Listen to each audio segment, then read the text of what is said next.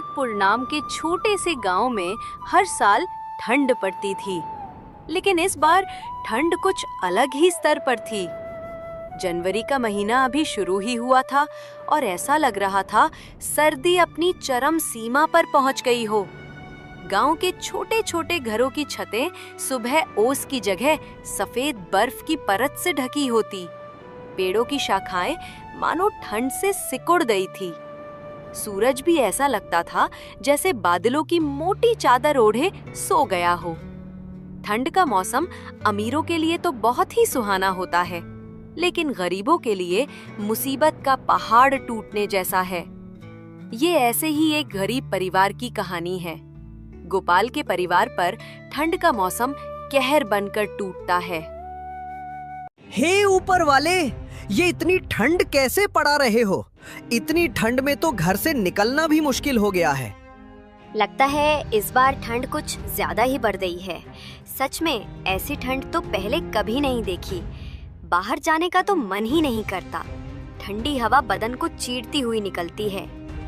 हाँ मीरा, और देखो सूरज भी जैसे मानो लुका छुपी खेल रहा है। दिन भर कोहरा छाया रहता है।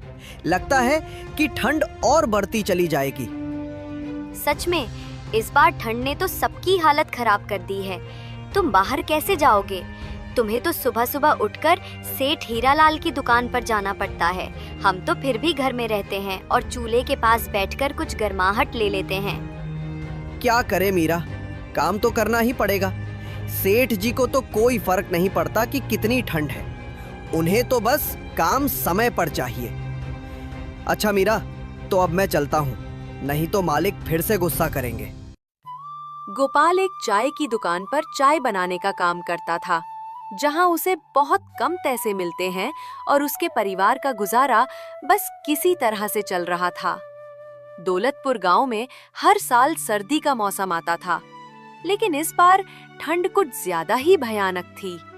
आमतौर पर गांव के लोग सर्दी को हंसी खुशी सहन कर लिया करते थे, लेकिन इस बार मौसम ने सभी को मुश्किल में डाल दिया। ठंडी हवाओं के साथ साथ आसमान में घने बादल छाए रहते, जिससे दिन भर धुंध का माहौल बना रहता था। गांव का चौपाल, जहां आम दिनों में लोग बैठकर बातें किया करते थे, अब सुनसान पड़ा था। ठंड ने हर किसी को घर में कैद कर दिया था। अंकुश के पापा, आज घर में बहुत थोड़ा सा आटा है। बस 2 ही रोटी बन पाई है। एक रोटी मैंने आपके लिए बांध दी है, दिन में खा लेना। बच्चों को आधी आधी रोटी खिला दूंगी। नहीं मीरा, आजकल तो मुझे दिन में भूख ही नहीं लगती। वो दिन छोटा होने लगा है ना, इसलिए मैं तो दिन में चाय पीकर ही अपना काम चला लूंगा। आज मालिक सैलरी देंगे तो शाम को आते वक्त मैं राशन लेता आऊंगा। तुम दोनों रोटी बच्चों को खिला देना। मीरा को पता था कि सिर्फ एक कप चाय पीने से पेट नहीं भरता, लेकिन वो हालातों के आगे मजबूर थी। गोपाल घर से बाहर जाने के लिए निकलता है, लेकिन बाहर बहुत ठंड पड़ रही थी। आसमान से बर्फ के बड़े बड़े टुकड़े गिर रहे थे। गोपाल के पास एक भी गर्म कपड़ा नहीं था। धोती कुर्ते में गोपाल ठंड के मारे कांपने लगा। हे भगवान, बाहर तो बहुत ठंड है। इतनी ठंड में तो बाहर जाने की हिम्मत ही नहीं हो रही है। अपने आप को संभालता हुआ गोपाल कड़कती ठंड में भी मालिक की दुकान पर सुबह 6 बजे पहुंच गया। आ गया तू? चल जल्दी से सारे बर्तन धो दे। बर्तन धोकर फटाफट अदरक वाली चाय बना, ग्राहक आने वाले हैं। जी मालिक, अभी बर्तन धो देता हूँ।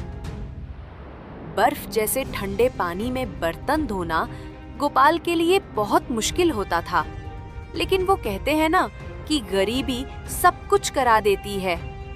बर्तन धोकर गोपाल ने ग्राहकों के लिए चाय बनाई और सबको चाय दी। चूल्हा जलाने के बाद गोपाल को ठंड से थोड़ी राहत मिली। गोपाल का बहुत मन हो रहा था कि एक कप चाय वो भी पी ले। हे भगवान, ठंडे पानी से बर्तन धोने के बाद हाथ तो मानो जैसे जम ही गए। इतनी ठंड हो रही है, क्यों ना एक कप चाय मैं भी पी लूं। उसने मालिक को एक कप चाय दी और खुद भी एक कप चाय पीने लगा। तभी मालिक ने उसके हाथ में चाय का कप देख लिया और गुस्से से भड़कने लगा।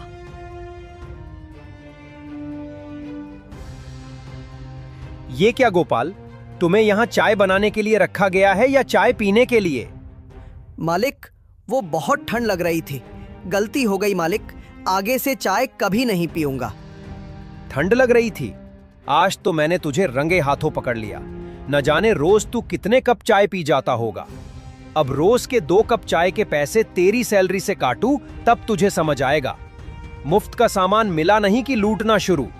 बेचारा गोपाल सैलरी काटे जाने की बात से बहुत दुखी हो गया।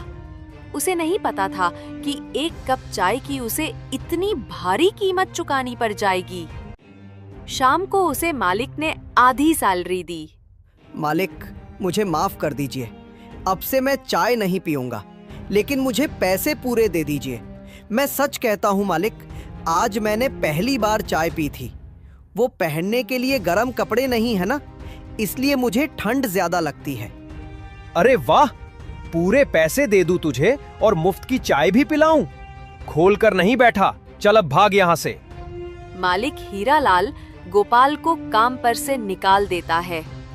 काम से निकाले जाने पर गोपाल बहुत दुखी था। गोपाल ने आधी तनख्वाह से कुछ पैसे बचाकर घर के लिए कुछ राशन ले लिया और घर आ गया। घर आकर उसने मीरा को जब राशन दिया तब मीरा ने कहा, इस बार तो आप हर बार से बहुत कम राशन लाए हैं, क्या बात है जी? गोपाल ने मीरा को सारी बात बता दी। हे भगवान, तूने ये ठंड का मौसम बनाया ही क्यों? तुझे भी हम गरीबों के साथ मजाक करने में बहुत मजा आता है ना? तुम परेशान मत हो मीरा, देखना एक दिन सब कुछ ठीक हो जाएगा। ये कुछ पैसे मैंने बचा लिए, इन पैसों से तुम बच्चों के लिए गरम कपड़े और अपने लिए भी एक गरम कपड़े खरीद लेना। वो तो ठीक है, लेकिन आपका क्या? आप रोज एक पतले से कुर्ते में ही रोज काम पर जाते हैं, आपको ठंड नहीं लगती होगी क्या? आपको गरम कपड़ों की ज्यादा जरूरत है, नहीं तो आपकी तबीयत खराब हो जाएगी। इन पैसों से आप अपने लिए स्वेटर खरीद लीजिए।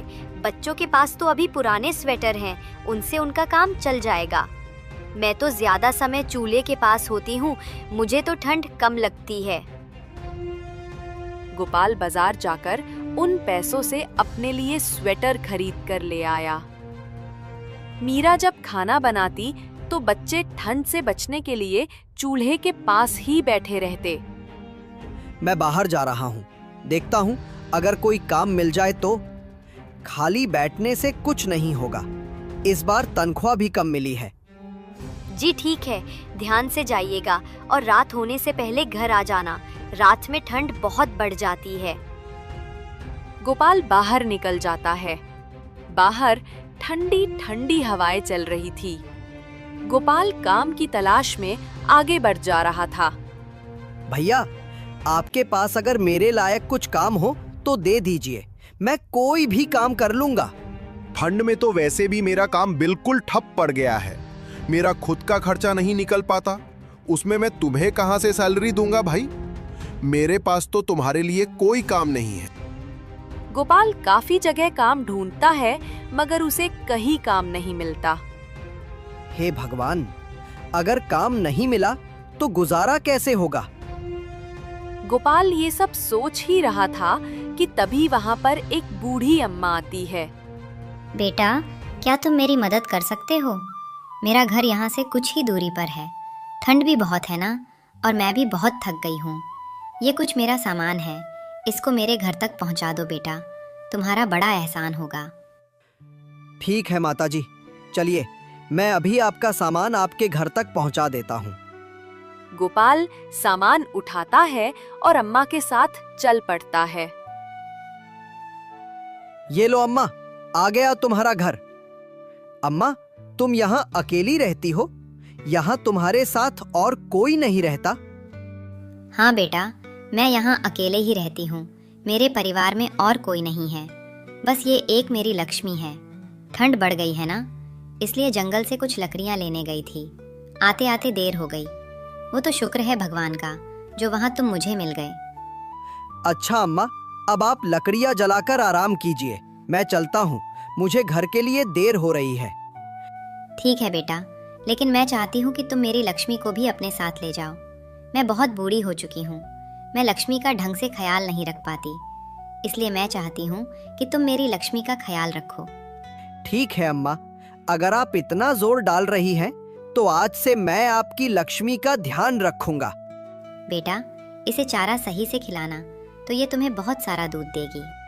ठीक है अम्मा, जैसा आप कहो, मैं आपकी लक्ष्मी का बहुत अच्छे से ख्याल रखूंगा। इतना कहकर गोपाल लक्ष्मी को लेकर घर आ जाता है। जब मीरा ने गोपाल को गाय के साथ देखा तो वो बोली, अरे ये किसकी गाय ले आए आप? गोपाल मीरा को सारी बात बता देता है। बस इस तरह अम्मा ने इस लक्ष्मी को मुझे दे दिया और कहा उसका बहुत ध्यान रखना। अब हम इसका बहुत ध्यान रखेंगे, बिल्कुल अपने बच्चों की तरह। मीरा, रात तो होने वाली है, मैं सोच रहा हूँ कि लक्ष्मी के लिए कुछ हरी हरी घास ले आऊं। रात में अगर लक्ष्मी को भूख लगी तो हमारे पास उसे खिलाने के लिए कुछ भी नहीं है। जी हाँ, आप जल्दी से लक्ष्मी के लिए कुछ खाने को ले आइए। गोपाल जंगल की ओर निकल जाता है और लक्ष्मी के लिए ढेर सारा चारा लेकर घर पहुंचता है और लक्ष्मी को खिला देता है। कुछ देर बाद लक्ष्मी ढेर सारा दूध देती है। देखो मीरा, लक्ष्मी ने तो बहुत सारा दूध दिया है। इतना सारा दूध तो हम पी ही नहीं पाएंगे। लाइए, सबसे पहले मैं कुछ दूध की चाय बना देती हूँ। आज पूरा परिवार एक साथ बैठकर चाय पिएगा। आज हम सब एक गिलास गरम दूध पी करके सो जाएंगे, क्योंकि खाने के लिए अभी हमारे पास बिल्कुल राशन नहीं बचा है। इस तरह गोपाल का परिवार उस दिन लक्ष्मी के दूध से अपना पेट भर लेता है और सो जाता है।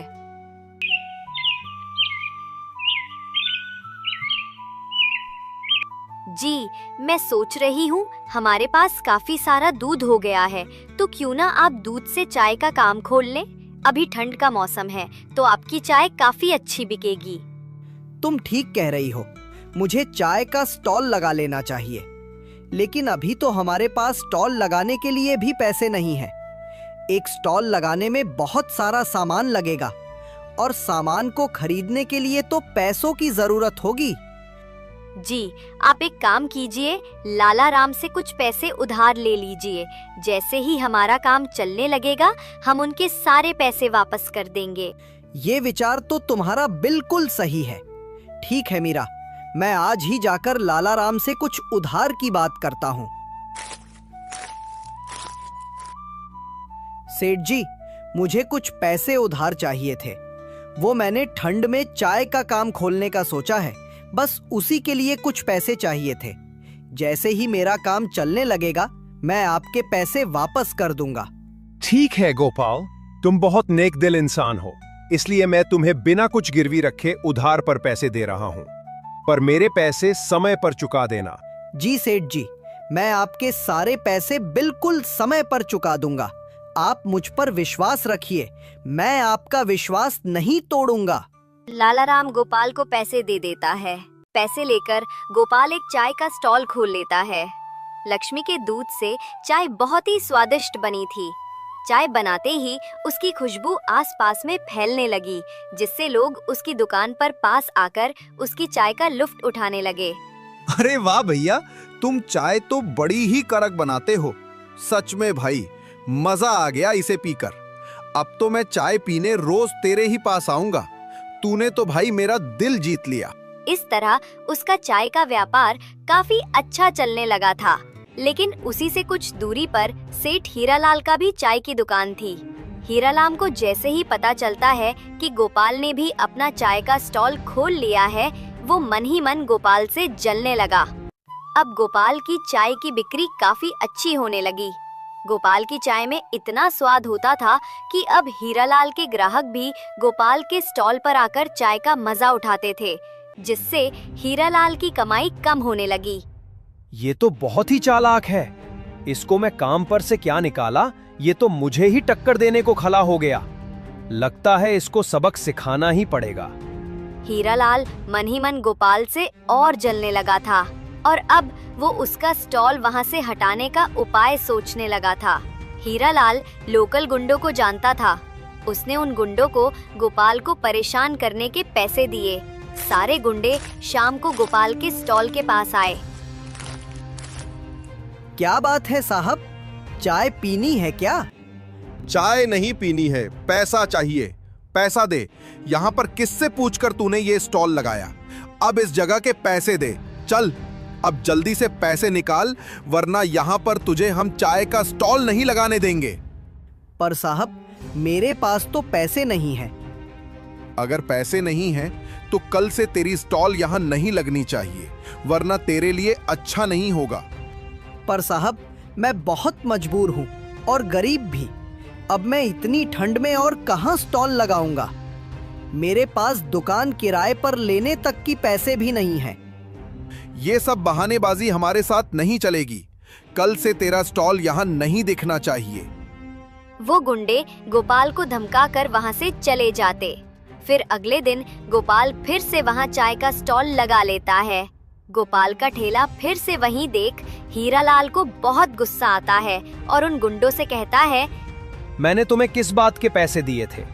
गोपाल का स्टॉल यहाँ से हटा क्यों नहीं?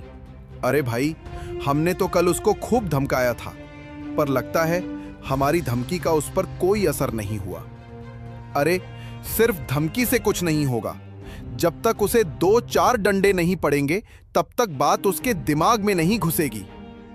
ठीक है भाई, अब आप देखते जाइए हम किस तरह उसका स्टॉल बंद करवाते हैं। हे प्रभु, रक्षा करना। उन गुंडों की नजर से मुझे बचा लेना प्रभु। वो गुंडे फिर गोपाल के पास आते हैं। अरे तूने अभी तक चाय के स्टॉल क्यों नहीं बंद किया? लगता है तू ऐसे नहीं मानेगा। गोपाल उस समय चाय बना रहा था। चाय की खुशबू जब गुंडों की नाक के पास से गुजरती है। चाय की खुशबू तो बहुत अच्छी आ रही है। चल पहले हम सबके लिए एक कप चाय लगा। गुंडे जैसे ही गोपाल की चाय पीते हैं। अरे वाह, तू चाय तो बड़ी कड़क बनाता है। सच में बड़ी ही स्वादिष्ट चाय है। तू चिंता मत कर चाय वाले, अब तुझे हमारे होते हुए यहाँ से कोई नहीं हटाएगा। गुंडे जैसे ही गोपाल की चाय पीते हैं, वो गुंडे डंडा लेकर वापस हीरालाल के पास पहुँच जाते हैं और उसकी ही पिटाई कर देते हैं। ये ले अपने पैसे, और आगे से उस ठेले वाले को परेशान किया तो हमसे बुरा कोई नहीं होगा। गुंडे उल्टा हीरालाल को ही धमकी देकर वहाँ से चले जाते हैं। गुंडों की धमकी से डरकर हीरालाल ने अब गोपाल को परेशान करना बंद कर दिया। गोपाल अब आराम से चाय की स्टॉल लगाता है और कड़कती ठंड में लोगों को गर्मा गर्म चाय पिलाता है।